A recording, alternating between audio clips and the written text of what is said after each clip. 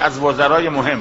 میگم یه جای سخنرانی داشتم، رفتم برای سخنرانی، تو راه که میرفتم یه ویلچری رو چرخ نشسته بود، رفتم ببوسمش، گفت آقای وزیر چه عطر خوبی داره، این چه عطر به من بده.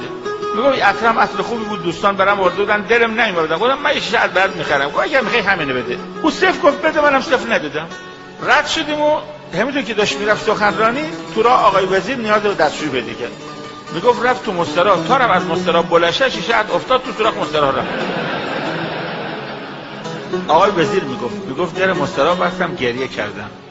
گفتم خدای غلط کردم، چیزی که در راه خدا ندی جاش سوراخ مستراحه. او ویلچر پاشو تو جبهه مثلا داده، تو شیشه عطر ندی، چقدر وزیر پستی هستی. میگه هی به خودم فوش دادم، دوستم سیدی تو مستراح به خودم زدم که خاک تو سرت کنه که تو امتحان چقدر رد شدی.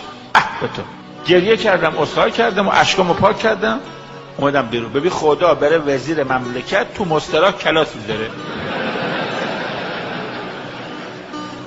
نه کار به حوزه داره نه کار به دانشگاه.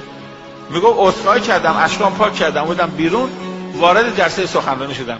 تا وارد شدم لب در میزبان گفت حاج آقا من یه شیشه عطر رو برات گذاشتم قبل سخنرانی بدم. میگفت نگاه کردم مشابه همونه که افتاد تو سوراخ مستراح.